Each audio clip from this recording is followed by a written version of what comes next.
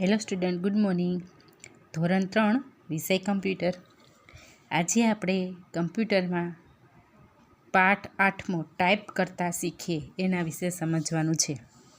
Type કરવું એટલે તમને બધાને ખબર જ છે કે આપણે કીબોર્ડ વડે જે ટાઈપિંગ કરીએ એને ટાઈપ કર્યું કહેવાય. અને એ તમે પહેલાં ધોરણથી શીખતા આવ્યા છો. શેમાં?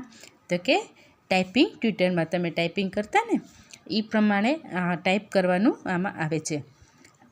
તમને આ પાઠ શું કામ એને મૂકવામાં આવ્યો છે? કારણ કે તમે અત્યારથી જ આ પાઠમાં જે ટાઈપ કરવાની પદ્ધતિ આપેલી છે એ પ્રમાણે તમે એને અનુસરીને આગળ પ્રેક્ટિસ કરતા રહ્યો તો તમે વધારે કમ્પ્યુટર ટાઈપ કરવામાં માસ્ટર બની જાઓ. એટલા માટે તમને આ પાઠ આપવામાં આવ્યો છે. હવે આ પાઠમાં બહુ નાનો એવો છે, આમાં કંઈ કોઈ પ્રકારનું સ્વાધ્યાય નથી, કાંઈ નથી.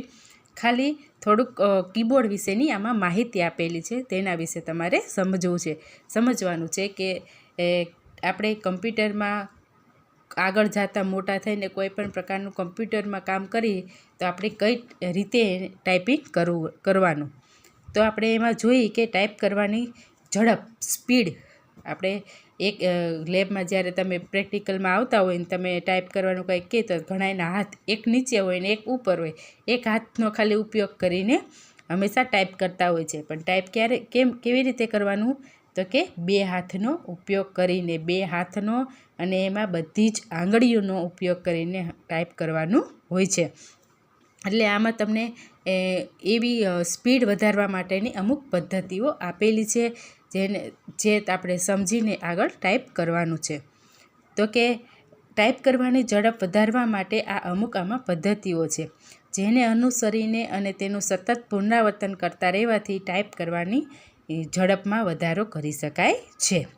તો આપણે જોઈએ છીએ કે આપણે સતત પુનરાવર્તન એટલે કે પ્રેક્ટિકલ સતત એના વિશે આપણે પ્રેક્ટિસ કરીએ તો આપણે શું કરી શકીએ કે ટાઈપિંગ કરવાની ઝડપમાં વધારો કરી શકીએ છીએ. તો તમારી બુકમાં આખું એક કીબોર્ડ આપેલું છે, તો એમાં સૌ પ્રથમ આપણે એ જાણીએ કે કીબોર્ડ પર આવેલી 3 હરોળ એટલે રો, જે 3 આડી રો છે એમાં શું આવેલું છે? ખાલી બધા અંગ્રેજી મૂળાક્ષરો એટલે કે તમારા ABCD આલ્ફાબેટ જે છે એ બધા આવેલા છે.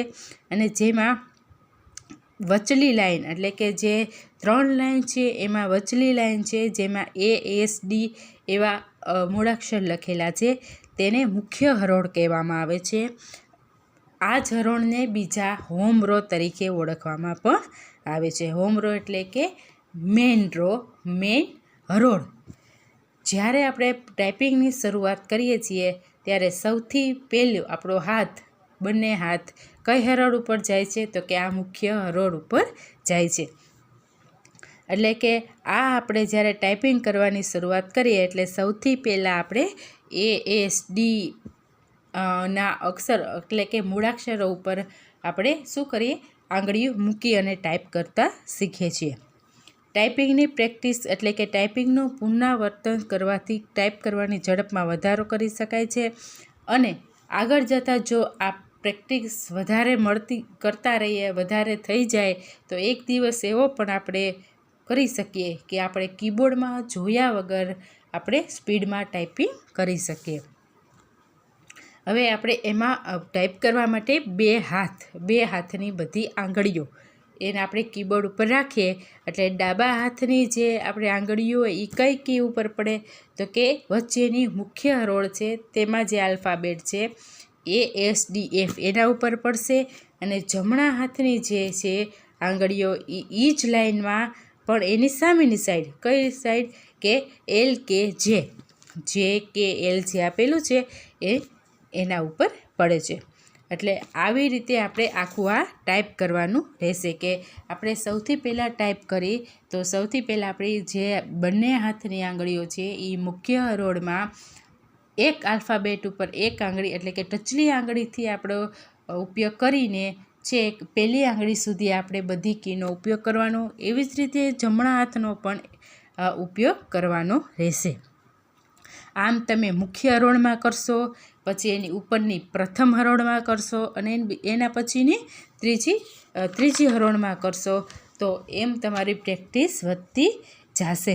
એટલે તમારે આ પાઠમાં આટલું જ શીખવાનું છે કે જો ઘરે કમ્પ્યુટર હોય અને એમાં કીબોર્ડ હોય તો ભલે આપણે કમ્પ્યુટર ચાલુ ન કરીએ તો કાંઈ નહીં, પણ એને આપણે જે હરોળો આપેલી છે, જે આલ્ફાબેટ, જે મૂળાક્ષરો આપેલા છે તેના ઉપર આંગળી રાખી અને આપણે સતત એના ઉપર પ્રેક્ટિસ કરીએ તો આપણને કીબોર્ડમાં આપણે એમ કે ટાઈપિંગ કરવાની સ્પીડમાં વધારો કરી શકીએ છીએ. તો બાળકો, આપણે આ પાઠમાં અહીંયા સુધીનું જ જોવાનું છે કે શું કે આપણે ટાઈપિંગ કેવી રીતે કરી શકાય. તો કે ટાઈપિંગ કરવા માટે આપણે શું કરવાનું, તો કે આપણે બંને હાથનો પહેલાં તો ઉપયોગ કરવાનો. એક હાથનો નહીં, એક હાથથી કોઈ દી ટાઈપિંગ થાય નહીં. બંને હાથનો ઉપયોગ કરવાનો.